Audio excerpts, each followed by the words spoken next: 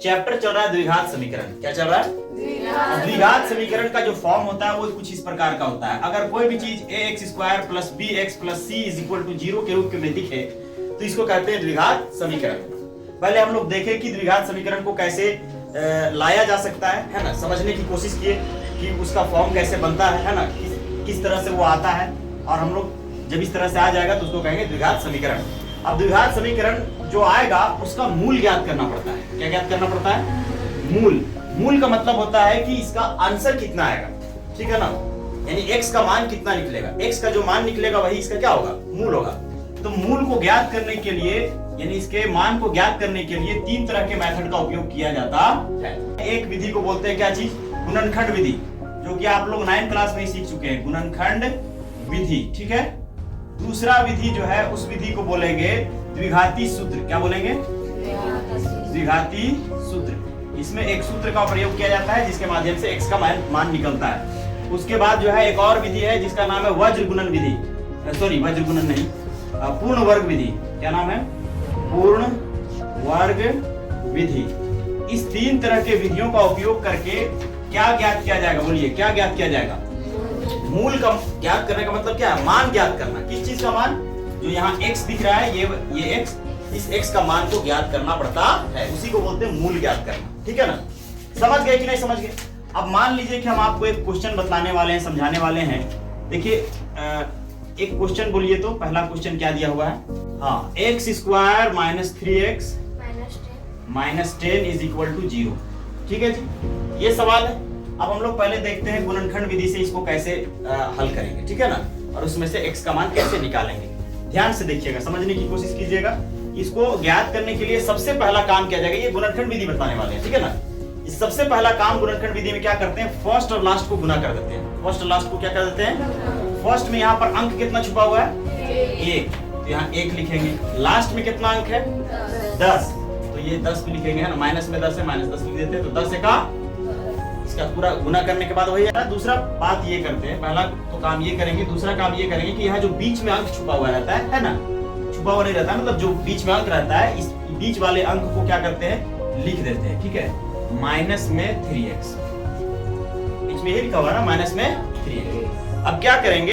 खुद से ऐसा करेंगे, 2 संख्याएं ढूंढेंगे जिसको गुना करने पर माइनस में 10 आना चाहिए और उसी संख्या को जोड़ने या घटाने पर कितना आना चाहिए? माइनस में 3x। ये क्लियर है बात?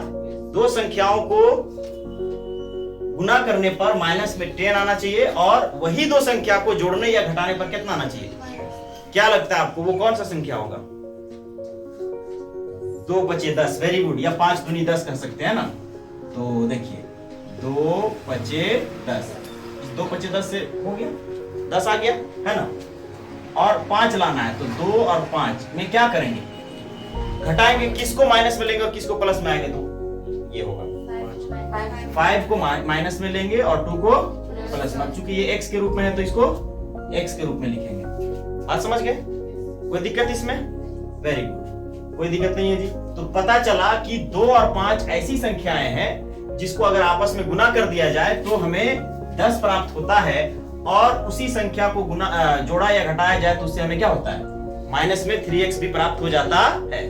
तो इससे ये हुआ कि माइनस में 3x जो है, इसके जगह में हम लोग इन दोनों संख्याओं का इस्तेमाल करेंगे, ठीक है। अब देखिए इसको बनाने में ज्यादा कोई लोचा नहीं है, ये 3 लाइन में बस बन जाता है। पहला जो है, पहला क्या करेंगे? x² उतार देंगे, ये माइनस में 10 है, इसको भी उतार देंगे। इसके जगह पर जो ढूंढ करके लाए हैं संख्या उसको लिखेंगे। क्या लिखेंगे? प्लस में 2x है ना ये, और माइनस में क्या है? 5x, ये इसके जगह में लिखा जाता है, ठीक है। अब उसके बाद क्या लिखा हुआ है? बराबर 0। अब क्या करेंगे? इन दोनों 2 करके, है ना, दोनों से क्या निकालेंगे? कॉमन निकालेंगे। मतलब ये इन दोनों में क्या छुपा हुआ है? क्या दिख रहा है? क्या कॉमन निकल सकता है? x निकालेंगे तो यहाँ क्या बचेगा? x प्लस 2, वेरी गुड, ये x तो निकल चुका है ना। अब बताइए इन दोनों में क्या कॉमन है? पहले तो यहाँ पे जो निशान रहता है उसको लिखा जाता है, जो निशान यहाँ रहेगा उसको पहले यहाँ लिख देते हैं, माइनस लिख दिए। यहाँ से क्या निकल सकता है? क्या निकल सकता है? 5 क्यों निकलेगा भाई? क्योंकि 5 के मल्टीप्लिकेशन में 10 भी क्या हो जाएगा?